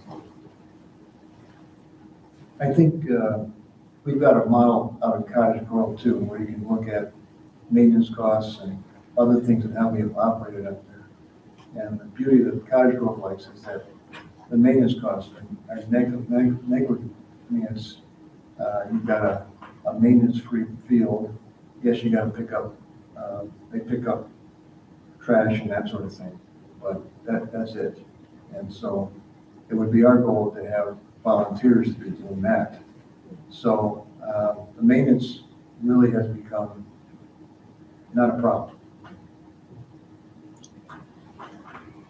Other thoughts and questions? I can't top what Meredith said. I'm in total agreement. I used to play sports a long time ago, no longer play sports. But, I think the benefit of sports and I just like the idea of expanding that to all of our students' populations and folks that could benefit from that. So I think it's a win-win all around. So thanks for your great words. And thank you for the opportunity. Now, I also want to, just in terms of disclosure, we are at the beginning of how we're going to do this in terms of planning. We know also in Verona, there are other very civic-minded organizations and businesses that may have stepped up and say, hey, I'm interested. Ladies and gentlemen, we haven't gone to any of this sort of sourcing things where we were really working with Chad on the land. You may say, oh, 3 million, that's a big number. It's going to be 3.3 by the time you finish. Yeah, it's a huge number. We believe the brand of Rotary, partnering with the brand of Miracle League, partnering with rational community members to say, I want to support this. We think this is, pardon the pun, a home run. And we talked at the club level, because we're just a bunch of retired men and women and some workers. But we're really dedicated to service in the community, and we think this would be a very fun activity to partner with the city of Verona. Love it. Great. I feel you. I was much younger when I was a Rotarian, and I was like the youngest person by far in my group, and they kept saying things like that. And I was like, I'm sitting right here. Yeah. We need to get you back in Rotary. Well, I did take notes just based on what you were sharing, Nate, because of the kind of confusion about what we're really voting on. So with board kind of permission, I'm just going to say back what I think a motion might be. So looking for a motion to direct administration to bring the board draft contract and key decision points at a future closed session. Does that sound like a reasonable motion? Is there a motion to do that? Great, Christopher. Is there a second? I'll second. Thank you, John. All those in favor of approving a direction to administration to bring back draft contract language and key decision points at a future closed session regarding Miracle League, signify with aye. Aye. Any opposed? Okay, so we do have that in the minutes with the certainty and appreciation of all of you here. Thank you again for your time and commitment to this. It's so exciting to think about. Thank you. Thank you. Thanks. To all of our Rotarians, if you'd like to stick around and listen to the financial monitoring report, you are welcome. But similar to others, a lot of times folks don't know. So thank you guys for being here. Thank you. Thank you again. Thank you, Mr. Bruner. Thank you, Mr. Bruner. As we are shifting. Yeah. Do you make our website available to everybody? Thank you. As we're shifting, I did kind of leap us into taking that vote, which is technically under item 7, board action. So just want to acknowledge, which I think is certain, that we do not have any public comment this evening. I did technically move past that agenda item, but I'm looking to Lori, who's outside. Just wanted to make sure that we did move to the agenda, that we do not have any public comment. Lori, is that correct? Lori, we have public comment. It was anonymous, no address, no name. We don't read them out loud. We have public comment. There's no public comment. And it didn't have the form. Yep, okay, thank you. So now we'll move ahead to board action part B, which is our OE6 monitoring report. Appreciation in advance to Meredith, who will be capturing notes for us to just, summarize the dialogue and the conversation around OE6. This is a heavy dose to check. Yeah. I apologize. It's a rotating partnership at least. It's May. I had them all morning. Oh, yeah, you've been We listening to never that said it all all. day, right, okay. So we're gonna try and make this brief. As a reminder to the board, OE6 is our anchor document for fiscal management of our school district. You've outlined the fact that the district better do an audit every year and report to the school board and the community regarding the results of that audit. You've outlined what Joe referenced tonight. You better adhere to some purchasing standards, some competitive pricing, and provide evidence that you're doing that. The board has also said if people owe you money, figure out a way to at least make several attempts to give. All of that is outlined in OE6, and to the tune of 28 indicators. I did a brief little video last week. I sent Thank you for that. to outline what is in OE6. We provided a mountain of evidence that we believe proves the fact that we are in compliance with this board policy.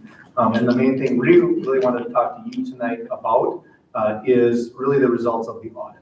So I'm going to have, because I've done too much talking, I'm going to have Pete kind of highlight the work that happened with our finance team and the evidence he had to provide for us to get through the audit, really 2 audits this last year.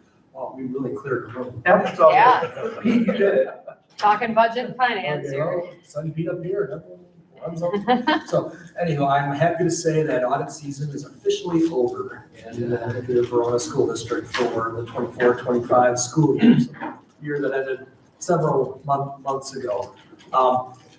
I would like to just do a quick little review on what we're doing and why we're doing it. So what is an audit? And that is just an examination of our books, of our financial records and our procedures done by an independent firm. The firm we use is Clifton, Larson, Allen, so called CLA for short. And we've been using them since Chad and I have been with the district. Although we did go out to RFP, not last year, but the year before, and they came back with the best price, the most attractive contract for us. So we still have another year, I believe, on their contract with an optional 2-year extension on there. So what else is audited? It also verifies the accuracy of our books and the reliability of our financial information, and just make sure that we're following all of our regulations, whether it's a federal regulation, a state regulation, or some of our OE6 compliance that we're going to be talking about tonight. It's a real good idea to have an audit, and it's also the law. So we have to have it every year. So next slide. There are a few types of audits. So we have the annual financial audit, and that's one that we refer to most of the times when we say the audit. That's what OE6 is referring to, is the financial audit. We're going through all of our books. There's one that's a little bit more targeted at our federal funds, because we do receive a large amount of federal funds. They call it a single audit. That was also completed at the same time as our annual financial audit. And finally, the membership audit, where once every about 4 years, at least once every 4 years, where they go through and verify our third Friday count and our second Friday count. And they look at our software and look at everything we reported, and they just double check and make sure that we have all of our data in there correctly. We haven't had one, we didn't have one last year, we didn't have one the year before. I'm a little worried about this year. If we didn't get it this year, we'll definitely get one the year after that. But I'm a little bit worried we may end up having a membership audit this year. Not only do the auditors give us their information, they also work with DPI, and they have to send their data to DPI. Their due date is today. And I looked out on the website and saw that, yes, they did submit it, and DPI has actually accepted our audit as of December 11th. So everything is good to go on that. For the results on it, I'm also happy to say that we had a very good audit. It was a clean audit. It came back with basically an unmodified or a clean audit opinion. There were no findings that they had. They didn't have any recommendations for any of our changes. They didn't note any compliance matters or any internal control matters that we had. So it was a good audit. So the financial audit was good. The single audit was also good. There were no compliance issues on that particular audit either. So all in all, it was a pretty good financial year for us. To Pete's credit and our small but mighty finance team, there, as the board knows, 2-3 years ago, there were some recommendations and some findings in terms of internal controls, and one related to the way we did some federal spending, and being endorsed by, what's the name of that crazy website? The federal gov.gov, open.gov, that you and Michael just went through. Yeah, the sam.gov. Sam.gov. Yeah, we had to be in compliant, and we are with sam.gov now. But this is a small team. I can tell you, feel free to pull up an org chart in any district of our size, and you will find more members than the 4 people that exist here to manage a $110 million budget. And to their credit, they work their tails off, they are dedicated, and they know their craft. And excited for the fact that our audit came back again for the second year in a row clean and in line with OE6. So just kudos to Pete and his team for the work they do in our finance department. I'm also going to point out to, not only the finance department, like Teresa Phillips is our accountant, and Adrian Kaiser is our AP and the person who handles all of our money. Also want to point out Michelle Hady's team too, because the HR staff also has to provide a lot of employee information and contracts and such too. So thank you to Michelle's team for getting all of that information on there too, because we need that also. Yep. And Michael Account helps us compile all this and kind of gets the pile of evidence together. We did include a few comments from our folks that we actually require our audits a little different. We kind of put this board policy in front of our auditors and we asked them to take an extra look at a few of the things that are called out in OE6 when they are going through our books, and they did reference the fact that things were in line with OE6 when it came through with the audit. So all of that is good news. We are here to answer questions if you've got any around OE6, but we are certainly proud of the fact that we believe we've provided evidence in line with all 28 indicators that says we're doing this work. Purple. So I'm sorry, I've got a bit of a curveball here. Go for it. It's also a bit of like a kind of just basic, I'm reading the news too many headlines sort of thing. I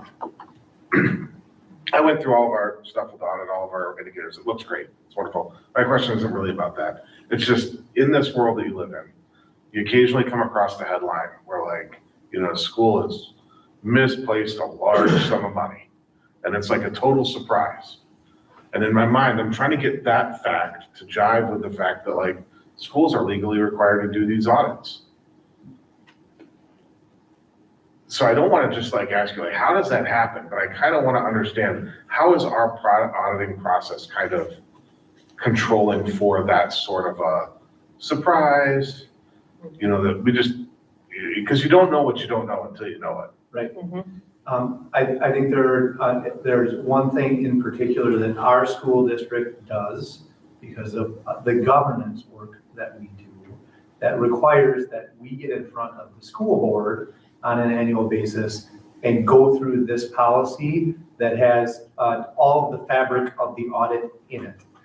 There are certainly school boards, there are school districts that do an annual audit that potentially have findings that are still submitted to DPI, but do not formally present this to the school board on an annual basis and have board members review it. That is doable. The finance department can go through an audit, and there is not a need to get up in front of the school board and go through it. Pete, I don't know if you have other ideas in terms of big stubbing the toe incidents that are not caught in the audit land. From our perspective, to talk about like if a pile of cash had gone missing, it's pretty unlikely in our case because We're doing our own internal audit every day, every business day, because one thing I have Teresa do is log into the bank website and say, okay, how did our cash flow amount change from yesterday? So what's all come in and what's all come out? So then by the time the month end is in here, we're trying to do all of our journal entries on there.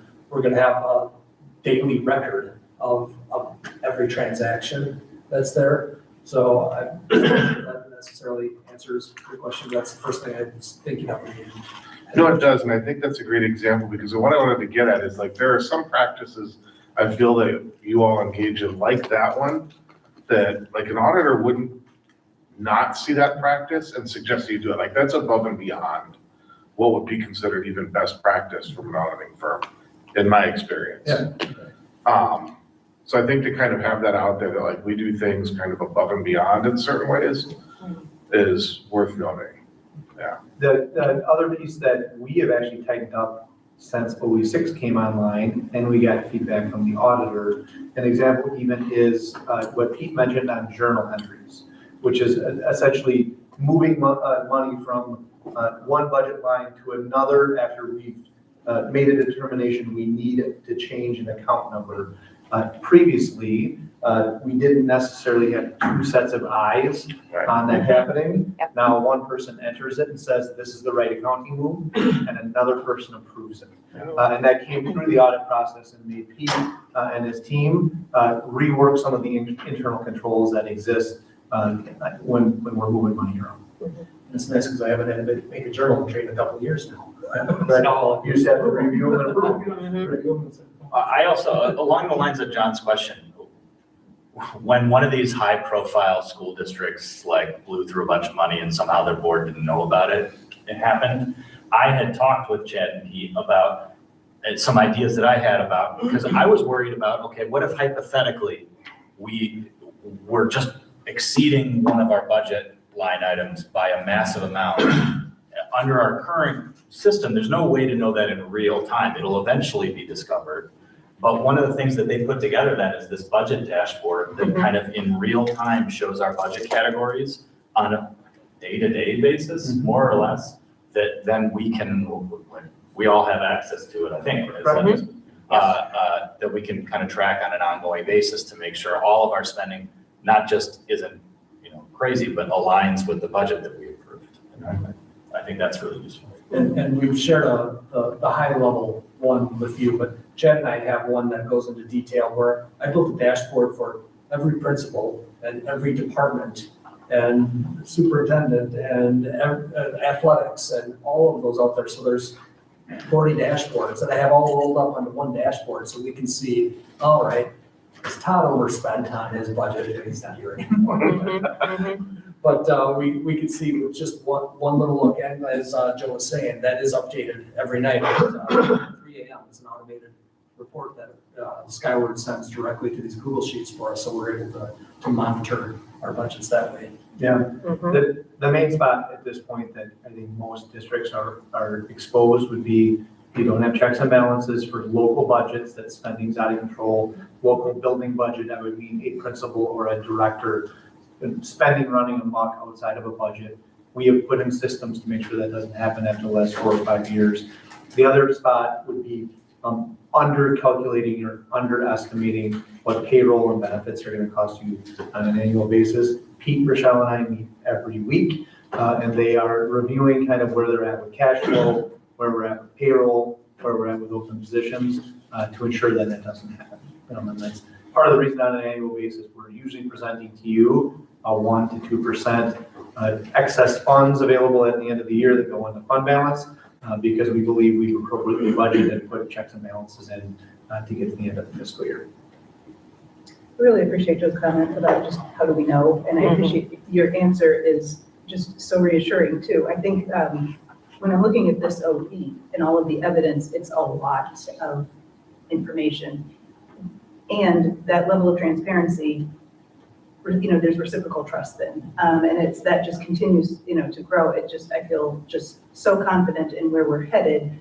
But if anyone in the district is concerned, here's the transparency to be able to see exactly where things are. And I think that just speaks so highly to the value of not only the trust of the board, but the trust of our community.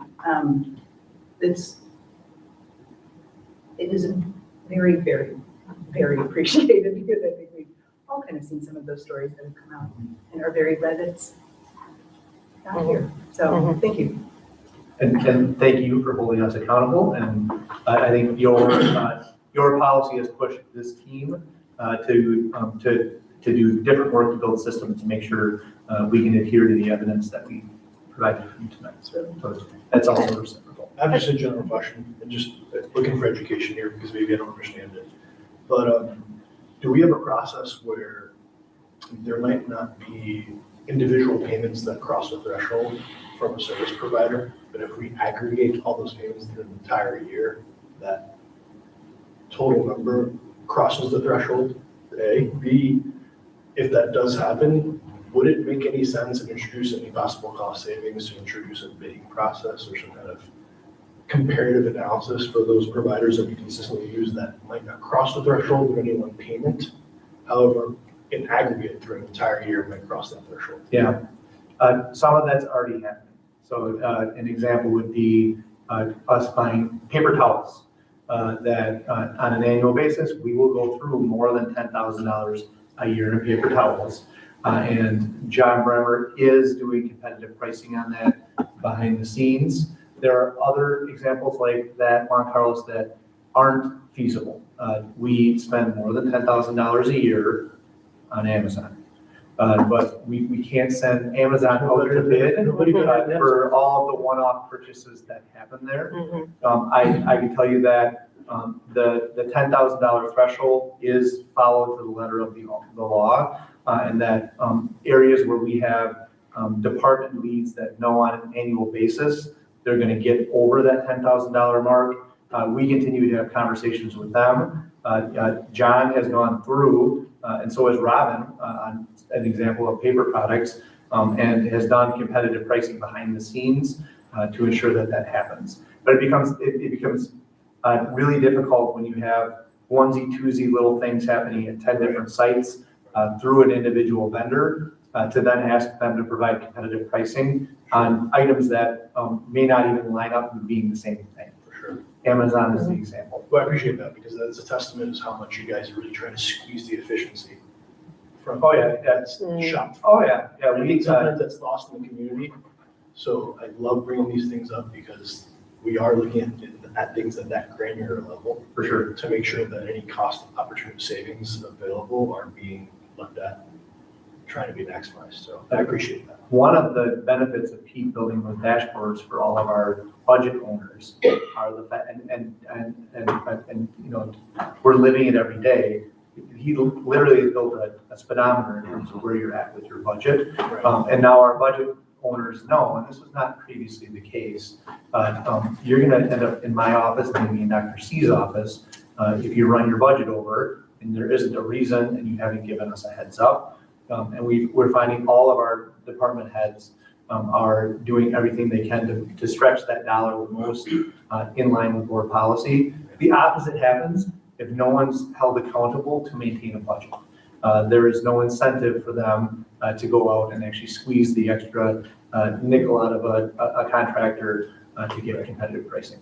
Thank you. It may sound frivolous, but there's something about just even the way that that thing is color coded, when you see it go into the yellow to red, you shut it down. You think twice about it.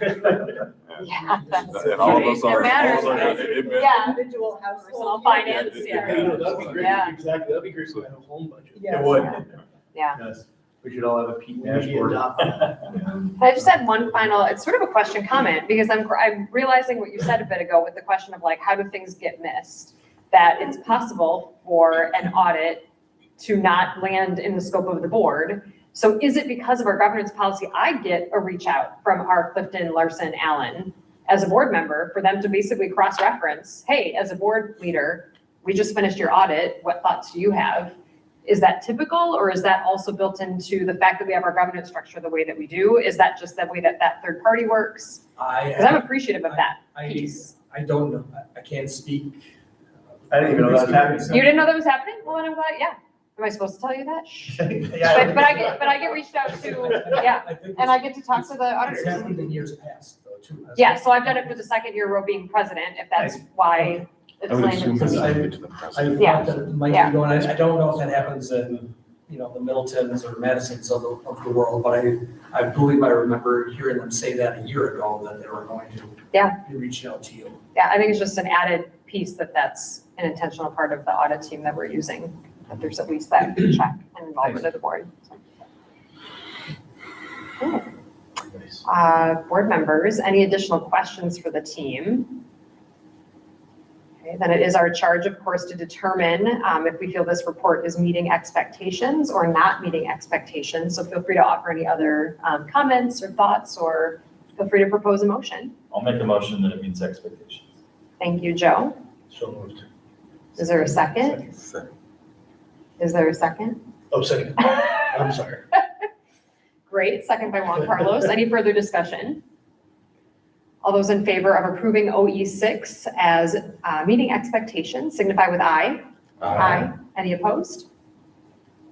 Okay, OE6 is approved as meeting expectations. Thank you, team. Thank you, Pete, and the rest of your team. Please extend our gratitude to the 3 other individuals that do this work. Thank you, Chad, for the full presentation show this evening. Yes, that was a lot. We made it. Thank you guys. Excellent. You got the feel good. You got the feel good, like, Yeah, presentation. there was a lot of good stuff there. I was looking forward to this night. This was a busy day, but lots of great stuff to talk about. So. Yeah. Usually after following the students, that's a tough road. but I you guys agree, but we kept the mojo going Yes, we tonight. did. Yeah. We did. So moving on to board updates, anything related to OE8 communications?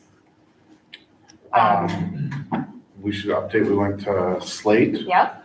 with part of the admin team, the state technology and education conference. So I want to speak for everybody, I'll just speak for myself. I was focused on AI in education this year. And it was, I thought, really, really good and insightful. The sessions I went to followed kind of more of a classroom track, and were mostly facilitated by people out of CISA 4 that seemed to be kind of focusing on this sort of work. And it raised some really interesting questions for me about AI, and I would encourage us all to think about it. The presumption in a lot of the sessions that I was in was that AI is going to be very similar to word processing, and that it's a skill that students will need to acquire, not something that should be avoided or punished. Which I think for people that don't have a lot of interactions with AI, or that only have certain interactions with AI, might come as something of a surprise, but it certainly did feel like that might be the way to think about it. And I got a number of good questions out of a number of eye-opening experiences about how teachers might use it, or how I might use it, but really like what sort of skills students are going to need. My experience with AI is that you ask it some goofy question and it answers it in a more thorough way than you can possibly imagine. But when they really get into the specifics and techniques around prompting AI properly, like there is some next level stuff that you can do, and it is really a skill to learn how to prompt 100%. properly.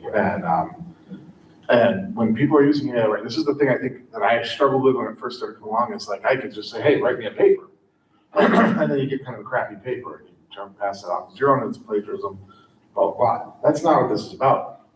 When somebody does a thorough job, it's like 2 or 3 pages of prompting to get that one little bit of, like a juicy nugget of right product that you need. So it's actually more work to do it right than you might do on your own. And in that way, it really is a tool that is worth incorporating into our education system. And it's, inevitable, as I say. But this was really, really, really good. There's also a lot of stuff that I saw that I didn't agree with, just personally. So it was one of those good conference that way too. I won't bore you all with what I think is not good. Sure. Yeah, I really appreciated the focus on AI literacy, which plays into how to properly prompt and how the magic happens after the fourth or fifth iteration. But also, I agree with John, like it was really impactful to just have that consensus on this is gonna be a game changer and a necessary skill. So it's gonna be present in pretty much every job or industry that our students are gonna face in the future. And what that final thing is gonna look like, I don't know, but definitely something that they have to be prepared for, and also appreciate the fact that we need to do it, to Dr. Clarity's, I know this is what you're thinking about, do it the right way, in a way that everybody has access to it, in a way that everybody's opportunity to make the most of it, and in a way to protect, families, students, and staff. So. Yeah, go ahead. Mhm. First, a couple things. I want to begin by thanking our board members that were able to go to the Slate. John, Jen, and Juan Carlos, thank you for being there. I know you took time out of your schedules. It was a really kind of a cool moment. We were in the space and I saw some leaders from other area, and we were talking, comparing notes and networking. And we talked about our board, and they just probably said, your board's here? I'm like, yeah, we learned together, and they just thought it was like the greatest thing since sliced bread. But it just really speaks to the full commitment of the 7 of you, and they're just willing to go in and engage and be right there at the forefront. So a long way of saying thank you. At the end of the week, email on this past Friday, I did place and I use it like definitely rough draft philosophy statement. But I feel to Juan Carlos's point, we have to have a bit like, what is our mindset about AI, and then get into tools and things like that. But what is our mindset? And you think about any space that we're in where we're getting feedback from staff, we're able to talk about a lot of things, but the one thing that I feel like I just never have had a good response for, because there's just no way to duplicate it, is the gift of giving time back. And that's where I really looked at AI the most, is how do you use it as a way to make things more efficient, to give those quality things. I want our staff and educators just to go home and be family people. Leave the papers at home, turn the emails off. And I thought also to this point that, some of the fears that go along with it, I felt like this quote from the Harvard Business Review really stood out to me. It says, AI does not replace educators, it replaces tasks. The capacity of educators becomes more essential, not less. There. And I really think that really grounded our framework, and really grounded that philosophy statement that I put in there. So my ask or wondering from the board, well, it's a philosophy, not a policy, as it is not my position to create policy, but as you're reading that philosophy, if there are pieces that you want me to think about differently, I'm going to present it to the principals on Wednesday, still in draft form, just as a starting point, but I would love to hear some deeper perspective. If there's any, if it's great the way it is, I'll continue to push it that way as well. But again, just want to extend appreciation for this journey that is on. There is no sidestepping or going around AI. It is here, and is common that we approach it from that aspect, but also grounded in true alignment with our strategic framework and our equity statement, that we use it as a means to remove barriers, not create them. Mm-hmm. Yeah, thank you for sharing that in our weekly email. It's great to see that in draft form and know that the team that was up at Slate was just doing this kind of rich work of really being intentional about how we think about this as a part of our system. I just want to reiterate something that you said that I think hit home for me as well too, that required me, like I really had to think about it deeply, is that AI replaces tasks. Mm-hmm. And having worked with teachers for a long time, like it's amazing to me like how much we prohibit teachers from teaching by overloading them with tasks. Mm-hmm. And the demonstration that I saw there that really like blew my mind, that spoke exactly to that, was where they went through one of these really highly technical prompts, a couple pages long, to create a series of lesson plans around like a project. according to a particular teaching philosophy to cover some particular learning targets that met some particular Wisconsin standards and fit, into that classroom's pedagogy. So that was a very long technical prompt. What was interesting to me was that it not only spit out what I considered to be a fairly decent class plan, is that once you had that prompt,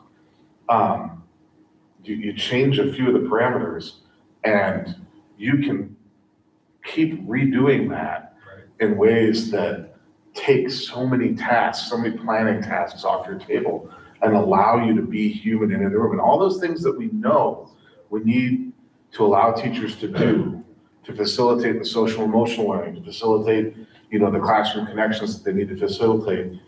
There's the potential for time to be there to do that now, while still meeting these like really, really burdensome standards.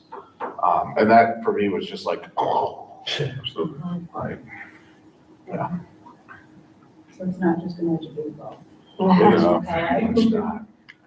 No, and so for my first thought when I heard that statement that it eliminates tasks, not like whatever, was that my first thought was, if your job only constitutes tasks, you might be in trouble. If your job, like a teacher, encapsulates some human elements, this is a profound tool for you to be able to emphasize that humanity, if you know how to leverage it. And it took me a while to get there, because like all, aging people, I was like, this is too easy, it's crap, it can't be good. It makes life too easy. The old Puritan in me is like, if it's too easily, it can't be good. So, anyway.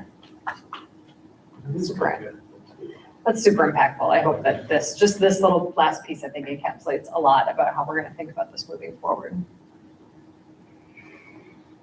Other updates, just a reminder to board members, we have the next Greater Dane County Consortium gathering on January 14th in Belleville. That's listed here on the agenda, but we want to get RSVPs through Lori. The RSVPs are due by January 5th, which is the day we're back from break. So if you could maybe look at that yet this week and just confirm if you're able to attend in Belleville, our consortium gathering, and then just regular board meetings moving ahead.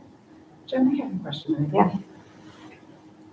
If we're doing planning, and actually it's probably a question for Dr. Gray. All right, I love the idea of gowns for our administrators, but I have a couple questions about caps and gowns for graduation for board members because of our interesting circumstances where we could have new board members coming on in April and as I was looking through like the order form, are we purchasing these for board members or renting these for board members? I'm a little nervous about it for board members in general for a couple reasons, but I'm also like, I've only got like another year on my term. Like what is this? Yeah, so we're doing them in size ranges, just like the student ones as well. So we just keep them all hung up. So we try to, almost like a tuxedo rental place where we try to keep the sizes. So there'll be a range of sizes of them that we just always keep. Okay. That are there. We're also looking at universal Board of Education stoles. So everyone looks, the degree doesn't matter, it's just a Board of Education stole. Okay. That everyone wears and looks the same in uniform in that piece. So it's not going to be a waste of, because we are turning the gowns back in. Yes. It's just part of the collection of range of sizes that we'll always have that are Board of Education's. I really like that. Yeah. I really like the Board of Education uniformity regardless of degree, because there's no degree requirement to be on the board. And, I would just hate for somebody to feel like, that is a thing. Correct. But I love the idea of the Board of Education. So just, you've answered my questions. Those are my concerns. Like, I don't know what to do with this. And Yeah, and so they're probably going to have to design it the first time, because I don't think anyone had asked, but they will design it then. and make a Board of Education style one. So yeah. So it could be, if somebody comes on the board, an April election, they're not going to be precluded from being part of it. Perfect. You answered my questions and you raised my concerns. No, I think just similar to the graduation was we you know, we just do a full range of sizes and of gowns that we take. Again, if a student wants to keep it, then they just purchase it as they would have purchased their. I did not want to keep mine. Yeah. When I actually graduated, so then I was like, oh no, because I know they're pricey when you're first getting them, but if it is utilized over a extended course of time, it makes far more sense than renting, and I do think there's a nice, you know, continuity to it, but I really appreciate the eliminating the different degrees for the board members. I think that is very appropriate and accomplishes what we. Yeah. Thank you. Absolutely. John just had What an if you're aha. larger than all the students? I'm asking for a friend. So what is it? So we have a graduation set and we have a board set. So we have That's what I'm adult, talking we have adult because they are Large, extra large. they look a little slightly different. So like faculty gowns look different than student gowns. Oh, So when I think the link that those two, it's like height, weight, all of that, like where did you graduate from? Like none of that really matters then, so much as like, Yeah, I think the thought process about the stoles and stuff didn't come till we had already sent that yeah, out. no, I think that's, I love And then that. we was like, let's look at it from this perspective. I really appreciate I really that. do too. I really feel like that's thoughtful in the inclusivity of it, and, you know, I know that it would have mattered very specifically to certain people that, in a way that was, you know, hey, it doesn't need to be, and this I feel like is, Okay, so yeah, universal board stoles. glad I asked, thank you. No problem. You just rest. Thank you. Yeah, thanks. Any other general updates from any other board members? I just want to call out the staff who worked to put together the winter concert last week.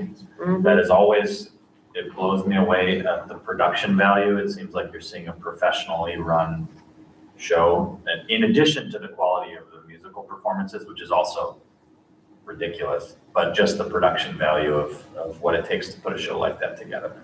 It's very impressive. That sells out Great team. super quickly. Yeah, Way it's too fast. really popular in the community and it shows for good reason. Yeah, we got to see some of it today. All right, then moving on to superintendent's consent agenda. Please make sure you've looked that over. Are there any questions? Hearing none, superintendent's consent agenda is approved as presented. Similarly, making sure you've looked over the board consent agenda. Are there any questions?